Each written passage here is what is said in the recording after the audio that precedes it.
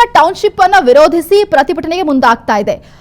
Byramangala circle ನಲ್ಲಿ ಹೋರಾಟಕ್ಕೆ ಮುಂದಾಗ್ತಾ ಇದ್ದಾರೆ. ಬಿಡದಿಯ ಟೌನ್ಶಿಪ್ ವಿಚಾರವಾಗಿ ಹೋರಾಟ ಅಂತೂ ಸದ್ಯಕ್ಕೆ ನಿಲ್ಲುವಂತಹ ಯಾವುದೇ ಲಕ್ಷಣಗಳು ಕಂಡು ಬರ್ತಾ ಇಲ್ಲ. ನಮ್ಮ ಜಮೀನನ್ನ ಬಿಟ್ಕೊಡಲ್ಲ ಅಂತ ಹೇಳಿ ಅಲ್ಲಿನ ರೈತರು ಪಟ್ಟು ಹಿಡಿದು ಕೂತ್ಕೊಂಡಿದ್ದಾರೆ. ಯಾವುದೇ ಕಾರಣಕ್ಕೂ ಕೂಡ ಸರ್ವೆ ಮಾಡೋದಕ್ಕೆ ನಾವು ಬಿಡೋದಿಲ್ಲ. ನಿನ್ನೆ ಕೂಡ ಸರ್ವೆಗೆ ಬಂದಂತಹ ಸಂದರ್ಭದಲ್ಲಿ ರೈತರು ಯಾವ ರೀತಿಯಾಗಿ ಅಟ್ಯಾಕ್ ಮಾಡಿದ್ರು, ಕಾರ್ಗಳನ್ನ ಪುಡಿ ಪುಡಿ ಮಾಡಿದ್ರು. ಇನ್ನ ಶಾಸಕ ಎಚ್ ಸಿ ಬಾಲಕೃಷ್ಣ ಡಿಸಿ ವಿರುದ್ಧ ಆಕ್ರೋಶವನ್ನ ಕೂಡ ಅಲ್ಲಿನ ರೈತರು ವ್ಯಕ್ತಪಡಿಸ್ತಾ ಇದ್ದಾರೆ. ಶಾಸಕರು ಡಿಸಿ ತಮ್ಮಿಷ್ಟದಂತೆ ಬಂದು ನಡೆದುಕೊಳ್ತಾ ಇದ್ದಾರೆ ಅನ್ನುವಂತಹ ಆರೋಪವನ್ನು ಮಾಡ್ತಿದ್ದಾರೆ. ನಿನ್ನೆ ಅಷ್ಟೆಲ್ಲ ಆದ್ರೂ ಕೂಡ ಶಾಸಕರು ಡಿಸಿ ಮಾತ್ರ ಬಂದಿಲ್ಲ ಇಲ್ಲಿಗೆ, ಯಾಕೆ ಅಂತ ಪ್ರಶ್ನೆ ಆಗ್ತಿರುವಂತದ್ದು. ಇದು ರೈತರಿಂದ ಅಲ್ಲಿ ಹೋರಾಟಗಾರರಿಂದ ಆಗ್ತಿರುವಂತಹ ಪ್ರಶ್ನೆ. ಕೆಲ ಗ್ರಾಮಗಳಿಗೆ ಮಾತ್ರ ನೋಟಿಸ್ ಅನ್ನ ನೀಡಿ ಸರ್ವೆಯನ್ನ ಮಾಡ್ತಾ ಇದ್ದಾರೆ. ಪ್ರಾಣ ಬಿಡ್ತೀವಿ, ಭೂಮಿ ಮಾತ್ರ ನಾವು ಯಾವುದೇ ಕಾರಣಕ್ಕೂ ಕೊಡೋದಿಲ್ಲ ಅಂತ ಹೇಳಿ ಆಕ್ರೋಶವನ್ನು ವ್ಯಕ್ತಪಡಿಸ್ತಾ ಇದ್ದಾರೆ. ನಿನ್ನೆ ಆದಂತಹ ಘಟನೆಯ ವಿಜುವಲ್ಸ್ ಅನ್ನ ಒಂದು ಕಡೆ ನೋಡ್ತಾ ಇದ್ವಿ. ಬಾಲಕೃಷ್ಣ ಅವರು ಪ್ರತಿ ಬಾರಿ ಮಾತಾಡ್ತಾರಲ್ಲ, ಇವಾಗ ಅವ್ರು ಯಾಕೆ ಬರಲಿಲ್ಲ, ಶಾಸಕರು ಯಾಕೆ ಬರಲಿಲ್ಲ, ಜೊತೆಗೆ ಡಿಸಿ ಯಾಕೆ ಬರಲಿಲ್ಲ ಅನ್ನುವಂತಹ ಆರೋಪವನ್ನ ಅಲ್ಲಿ ರೈತರು ಮಾಡ್ತಾ ಇರುವಂತದ್ದು. ನಿನ್ನೆ ಮಹಿಳಾ ಪ್ರತಿಭಟನಾಕಾರರು ಜೊತೆಗೆ ರೈತರು ಎಲ್ಲರೂ ಕೂಡ ಪೊರಕೆಯನ್ನ ಇಟ್ಕೊಂಡು ಪ್ರತಿಭಟನೆಯನ್ನ ಮಾಡಿದ್ರು. ರಕ್ತ ಬೇಕಾದ್ರೆ ಕೊಡ್ತೀವಿ, ಭೂಮಿ ಯಾವುದೇ ಕಾರಣಕ್ಕೂ ನಾವು ಕೊಡೋದಿಲ್ಲ, ಪ್ರಾಣ ಬೇಕಾದ್ರೆ ಬಿಡ್ತೀವಿ, ಭೂಮಿನ ಮಾತ್ರ ನಾವು ಕೊಡಲ್ಲ ಅಂತ ಹೇಳಿ ಪಟ್ಟು ಹಿಡಿದು ಕೂತಿದ್ದಾರೆ. ನಿನ್ನೆ ಕಲ್ಲು ತೂರಾಟ ಕೂಡ ನಡೀತು. ಅಧಿಕಾರಿಗಳ ಕಾರನ್ನ ತಡೆಗಟ್ಟಿ ಕಲ್ಲು ತೂರಾಟವನ್ನ ಮಾಡಿದ್ದಾರೆ. ಆ ಸಂದರ್ಭದಲ್ಲಿ ಪೊಲೀಸರಿಗೂ ಕೂಡ ಏಟು ಬಿದ್ದಿದೆ. ಒಟ್ಟಾರೆಯಾಗಿ ಅವ್ರನ್ನ ಮನವೊಲಿಸುವಂತಹ ಪ್ರಯತ್ನ ಆಯಿತು. ಬಟ್ ಆದ್ರೆ ನೋ ಯೂಸ್, ಯಾವುದೇ ಕಾರಣಕ್ಕೂ ಅವ್ರನ್ನ ಮನವೊಲಿಸುವುದಕ್ಕೆ ಸಾಧ್ಯ ಆಗ್ತಾ ಇಲ್ಲ. ಅವರು ತಮ್ಮ ಪ್ರತಿಭಟನೆ ಯಾವುದೇ ಕಾರಣಕ್ಕೂ ನಿಲ್ಲಿಸೋದಿಲ್ಲ ಅಂತ ಹೇಳ್ತಿದ್ದಾರೆ. ಮತ್ತಷ್ಟು ತೀವ್ರ ಸ್ವರೂಪವನ್ನ ಪಡೆದುಕೊಳ್ಳುವಂತಹ ಚಾನ್ಸಸ್ ಕೂಡ ಇದೆ ದಿನದಿಂದ ದಿನಕ್ಕೆ. ಇದರ ಬಗ್ಗೆ ನಮ್ಮ ಪ್ರತಿನಿಧಿ ರಂಜನ್ ಅಲ್ಲಿ ನಡೆದಿರುವಂತಹ ಘಟನೆ ಕುರಿತಾಗಿ ಚಿಟ್ಚಾಟನ್ನ ಕೂಡ ಮಾಡಿದ್ದಾರೆ. ಬನ್ನಿ ನೋಡೋಣ. ಭಾಗದಲ್ಲಿ ರೈತರು, ರೈತ ಮಹಿಳೆಯರು ಹೋರಾಟವನ್ನ ಮಾಡ್ಕೊಂಡು ಬರ್ತಿದ್ದಾರೆ. ತಮ್ಮ ಭೂಮಿಯನ್ನ ಉಳಿಸ್ಕೋಬೇಕು, ಶತಾಯಗತಾಯ ಸರ್ಕಾರದ ಈ ನಿರ್ಧಾರವನ್ನ ಹಿಂದಕ್ಕೆ ಸರಿಸಬೇಕು ಅನ್ನುವಂಥ ನಿಟ್ಟಿನಲ್ಲಿ ರೈತ ಮಹಿಳೆಯರು ಆಕ್ರೋಶವನ್ನ ಹೊರಹಾಕ್ತಿದ್ದಾರೆ. ಆದ್ರೆ 1.5 ವರ್ಷದ ತಾಳ್ಮೆ ನಿನ್ನೆ ಆ ಒಂದು ತಾಳ್ಮೆಯ ಕಟ್ಟೆ ಹೊಡೆದಿತ್ತು. ಪೊಲೀಸರು ಅಧಿಕಾರಿಗಳು ಸರ್ವೆಗೆ ಅಂತ ಹೇಳಿ ಮಂಡಲಹಳ್ಳಿ ಗ್ರಾಮಕ್ಕೆ ಬಂದಿದ್ರು. ಆ ಒಂದು ಸಂದರ್ಭದಲ್ಲಿ ರೈತರ ಕಿಚ್ಚು, ರೈತರ ಆಕ್ರೋಶ ಜೋರಾಗಿ ಭುಗಿಲಿದ್ದಿತ್ತು. ಇದ್ರ ಬಗ್ಗೆ ಮಾತನಾಡೋಕೆ ನಮ್ಮ ಜೊತೆ ನಿನ್ನೆ ಈ ಒಂದು ಆಕ್ರೋಶವನ್ನ ಹೊರಹಾಕಿದಂತ ರೈತ ಮಹಿಳೆಯರಿದ್ದಾರೆ. ಬನ್ನಿ ಮಾತಾಡ್ಸ್ತಾ ಹೋಗ್ತೀನಿ. ಅಮ್ಮ ನಮಸ್ತೆ. ನಮಸ್ತೆ ಸರ್. ಅಮ್ಮ, ಈಗ 1.5 ವರ್ಷ ನಿಮ್ಮ ತಾಳ್ಮೆಯ ಹೋರಾಟ, ಪ್ರತಿಭಟನೆ ಮಾಡ್ಕೊಂಡೇ ಬರ್ತಿದ್ದೀರಾ. ನಮಗೆ ಬಿಡದಿ ಟೌನ್ಶಿಪ್ ಬೇಡ, ನಮ್ಮ ಭೂಮಿ ನಮ್ಮ ಹಕ್ಕು, ನಮ್ಮ ಭೂಮಿ ತಾಯಿಯನ್ನು ನಮ್ಮಿಂದ ಕಸ್ಕೊಳ್ಬೇಡಿ ಅಂತ ಹೇಳಿ ನೀವು ಹೋರಾಟವನ್ನ ಮಾಡ್ಕೊಂಡು ಬರ್ತಿದ್ದೀರಾ. ನಿನ್ನೆ ಏನಾಯ್ತಮ್ಮ? ಆಕ್ಚುಲಿ ನಾವು ಏನಂತ ಅಂದ್ರೆ, ನಾವು ಹೋಗ್ಬಿಟ್ಟು ಈ ನಮ್ಮ ಶಾಸಕರಿಗೆ ಮನವಿ ಕೊಟ್ಟಿದ್ದು.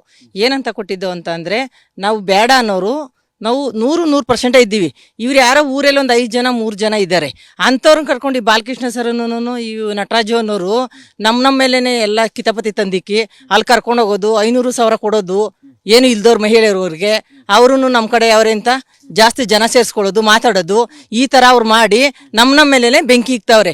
ನಾವು ಹೋಗಿ ಅವ್ರಿಗೆ ಮನವಿ ಕೊಟ್ಟಿದ್ದು. ಯಾರಿಗೆ? ಬಾಲಕೃಷ್ಣ ಸರ್ಗೆ. 25 ಆಳು ಬರ್ರಿ ಅಂತ ಹೇಳಿದ್ರು. ನಾವಿಲ್ಲ ಅನ್ಬಿಟ್ಟು 75 ಆಳು ಹೋಗಿದ್ದು. ನಾವು 75 ಆಳನ್ನು ಹೋಗಿ ಏನಂತ ಕೊಟ್ಟಿದ್ದೋ ಮನವಿ ಅಂದ್ರೆ, ಈಗ ನಮಗೊಂದು ನಾವು ಹೆಚ್ಚಿಗೆ ಜನ ಇದ್ದೀವಿ, ನೀವು ಒಂದು ಸರ್ವೆ ಮಾಡ್ಬೇಕು ಊರಲ್ಲಿ, ನೀವು ಬಂದು ಮಾತಾಡ್ಬೇಕು ನಮ್ಮ ಹತ್ರ, 12 ಗಂಟೆ ಇದನ್ನ ಅಳ್ತೇದ ನೀವು ತರಬೇಡ್ರಿ ಅಂತ ನಾವು ಹೇಳ್ಬಿಟ್ಟು ಬಂದಿದ್ದೋ.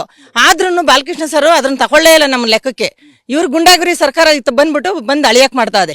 ನಾವೇನ್ ಮಾಡ್ದವಾಗ ಅಳಿಯಕ್ ಬಂದಾಗ ನಾವಲ್ಲಿ ಕೂತಿದ್ದ ಹೆಂಗಸರುಗಳೆಲ್ಲ ಬಂದು ಬರ್ಲಗಳು ಎತ್ಕೊ ಬಂದ ನಾವು ಯಾಕೆಂದ್ರೆ 1.5 ವರ್ಷದಿಂದ ನಾವು ಕೂತಿರೋರ್ಗೆ ನಮ್ಗೆ ಒಂದು ಅಲ್ಲಿ ಸಡ್ಡೆ ಹಾಕ್ಬೇಕು ಅಂದ್ರೆ ಏನು ಅನ್ವಾಸ ಕೊಟ್ಟವ್ರೆ ಅಂತ ನಮಗ್ ಗೊತ್ತು. ಅನ್ನ ರಸ ತಿನ್ಕೊಂಡು ನಾವು ಅಲ್ಲಿ ಇದ್ದವ್ರಿಗೆ ನಮ್ಗೆ ಅವ್ನ್ ಸಪೋರ್ಟ್ ಮಾಡ್ಬೇಕು, ನೆನ್ನೆ ಮೊನ್ನೆ ಓಡಾಡ್ತಿದ್ದವ್ರಿಗೆ ಸಪೋರ್ಟ್ ಮಾಡ್ಬೇಕು. ಇವ್ರು ಯಾರೋ ಕೆಲಸಕ್ಕೆ ಬರ್ದೇ ಇರೋರ್ನ ಕೂಲಿಯವ್ರನ್ನ ಇವ್ರನ್ನ ಕರ್ಕೊಬಂದು ಇವನು 5,500 ಹಿಂಗೆಲ್ಲ ಕೊಟ್ಟಿ ಇವನು ದಬ್ಬಾಳಿಕೆ ಮಾಡ್ಕೊಂಡು ಇವತ್ತು ರೈತರಿಗೆ ಯಾಮರ್ಸಿ ಅಳ್ಸಕ್ ಬಂದ್ರೆ ಪೊಲೀಸ್ನವ್ರು ಏನ್ ಮಾಡಿದ್ರು ಗೊತ್ತಾ? ನಮ್ಮನ್ನ ಅಲ್ಲಿ ಮಾತಾಡ್ಕೊಂಡು ನಿಲ್ಸ್ಕೊಬಿಟ್ರು. ಮಹಿಳೆಯರನ್ನೆಲ್ಲ 100 ಜನ ಪೊಲೀಸ್ನವರು ನಮ್ನ ಏನೇನ್ ಮಾಡ್ಬಿಟ್ರು, ಕನ್ವಿನ್ಸ್ ಮಾಡ್ಕೊಂಡು ಮಾತಾಡ್ಕೊಂಡು ನಿಲ್ಸ್ಕೊಬಿಟ್ರು. ಆ ಕಡೆಯಿಂದ ಕಳಗಣ್ಣಿಯಿಂದ ಬಂದ್ಬಿಟ್ಟು ಅಳಿತಾವ್ರ ಅವಾಗ ನಾವು ಯಾರು ಅಲ್ಲಿ ಓಡಾಡ್ತಾವ್ರಲ್ಲ ಅಂತ ನಮ್ಮ ಮಹಿಳೆಯರೇ ನುಗ್ದು. ಅವಾಗ ನುಗ್ದಾಗ ಅವ್ರ ಅಪ್ಪ ಹೇಳ್ತಾನೆ, ನಮ್ ಭೂಮಿ ನಾವ್ ಅಳ್ಸ್ಕೋತೀವಿ, ನಾವ್ ಹಂಗ್ ಮಾಡ್ತೀವಿ ಹಿಂಗ್ ಮಾಡ್ತೀವಿ. ನಿನ್ ಭೂಮಿ ನಿನ್ ಅಳ್ಸ್ಕೋ, ನಾವ್ ಬೇಡ ಅನ್ನಲ್ಲ. ನಮ್ಗೆ ಒಂದು ಕಾನೂನು ಬದ್ಧವಾಗಿ ನಮ್ಗೆ ಡಿಸಿ ಕೈಲೂನು ನಮ್ ಶಾಸನ ಕೈಲಿ ಒಂದ್ ಸೈನ್ ಹಾಕಿ ನಿಮ್ ಭೂಮಿಗೆ ಬರಲ್ಲ ಅಂತ ಮಾಡ್ಬಿಡ್ಲಿ, ಅವತ್ತು ನಾವು ಹೋಯ್ತೀವಿ ಹಿಂದಕ್ಕೆ ಅಂತ. ನಾವು ಹೊಡೆದಸ ನಾವ್ ಇನ್ನ ಮಾಡಿದ್ರು ನಾವು ಏನಂತ ಅವತ್ತು ಬಾಲಕೃಷ್ಣನೇ ಬಂದ್ಬೇಕಾಗಿತ್ತು. ನಾವು ಕಾರ್ನೇ ಆಗ್ಲಿ ಎಲ್ಲ ಆಗ್ಲಿ ನಾವೆಲ್ಲ ಹೋರಾಟ ನಾವೇ ಮಾಡ್ದಸ ನಿಂತ್ಕೊಂಡು ನಾವೆಲ್ಲ ಪ್ರತಿಭಟನೆ ಇದು ಮಾಡ್ತಾ ಇದ್ದೀವಿ ಸರ್. ನೀವು ಹೇಳಿ ಸರ್. ನಾವು ಮಂಡಳಿ ದೊಡ್ಡಿಯವರು, ನಮ್ಮದು 3 ಮನೆ ಇರೋದು. 36 ಎಕರೆ ಜಮೀನ್ ಐತೆ. ಈ ಬಾಲಕೃಷ್ಣ ಸರ್ ಹೇಳ್ತಾರೆ ಕೊಟ್ಬಿಟ್ಟವ್ರೆ, ಎಲ್ಲ ಹಾಕ್ಬಿಟ್ಟವ್ರೆ ಅಂತ. ನಾವ್ ಯಾರು ಒಪ್ಪೇ ಇಲ್ಲ ಸರ್ ಮಂಡಳಿ ದೊಡ್ಡಿಲಿ. ಇಲ್ಲಿ ಮಂಡಳಿ ದೊಡ್ಡಿಗೆ ಅಂದ್ರೆ ಕೊಡೆಯಾಲ್ದವ್ರು ಒಪ್ಕೊಂಡವ್ರೆ. ಅವ್ರು 1/2 ಎಕರೆ 1 ಎಕರೆ ಕಡಿಮೆ ಇರೋರು ಒಪ್ಕೊಂಡು ಅವ್ರು ಮಾಡಿಸ್ತೀವಿ ಅಂತಾರೆ. ಅವ್ರು ಮಾಡಿಸ್ಕೊಳ್ಳಿ, ನಮ್ಗೇನು ಅಭ್ಯಂತರ ಇಲ್ಲ. ನಮ್ಮ ಜಮೀನಿಗೆ ನಮ್ಗೇನು ಆಧಾರ ಮಾಡಿಕೊಟ್ರೆ ನಿಮ್ಮ ಜಮೀನು ನಾವು ಬರಲ್ಲ ಅಂತ ನಾವು ಕೈ ಬಿಡಕ್ಕೆ ತಯಾರು. ಕೊಡಿಯಾಲದಲ್ಲಿ ಕೆಲವೊಂದಿಷ್ಟು ರೈತರು ಆಲ್ರೆಡಿ ದುಡ್ಡನ್ನ ಇಸ್ಕೊಂಡ್ಬಿಟ್ಟಿದ್ದಾರೆ. 2.25 ಕೋಟಿ, 2 ಲಕ್ಷ, 2 ಕೋಟಿ 20 ಲಕ್ಷ ಇಸ್ಕೊಂಡ್ಬಿಟ್ಟಿದ್ದಾರೆ ಅಂತೇಳಿ ಮಾಹಿತಿ. ನಾವು ಮಾತನಾಡಿಸುವ ಸಂದರ್ಭದಲ್ಲಿ ಕೂಡ ಅವರು ಹೇಳಿದ್ರು, ಸರ್ ನಾವು ಆಲ್ರೆಡಿ ದುಡ್ಡು ಇಸ್ಕೊಂಡ್ಬಿಟ್ಟಿದೀವಿ ಅಂತ ಕೂಡ ಹೇಳಿದ್ರು. ಸೊ ಇಲ್ಲಿ ಘರ್ಷಣೆ ಆಗ್ತಿರೋದು ಒಂದ್ ಕಡೆಯಿಂದಾಗಿ ಕೆಲವೊಂದಿಷ್ಟು ರೈತರು ಒಪ್ಕೊಂಡಿದ್ದಾರೆ. ಈಗ ನೀವು ಹೇಳಿದ್ರಿ ಮಾಧ್ಯಮಗಳಲ್ಲಿ ರಾಜಕೀಯ ನಾಯಕರು ಪ್ಯಾನಲಿಸ್ಟ್ ಎಲ್ಲ ಡಿಸ್ಕಷನ್ ಮಾಡ್ತಾರೆ, 80% ರೈತರು ಒಪ್ಕೊಂಡಿದ್ದಾರೆ ಅಂತೆಲ್ಲ ಹೇಳ್ತಾರೆ ಅಂತ ನೀವು ಹೇಳ್ತಿದ್ದೀರಾ. ಆಕ್ಚುಲಿ ಇಲ್ಲಿ ಬಿಡದಿಲಿರುವಂತ ಗ್ರೌಂಡ್ ರಿಯಾಲಿಟಿ ಏನಮ್ಮ, ನಿಜ ವಾಸ್ತವಾಂಶ ಏನು ಅಂತ? ಸರ್ 80 ಇದೇನೇ ಜನನೇ ವಿರೋಧ ಮಾಡ್ತಾ ಇರೋದು.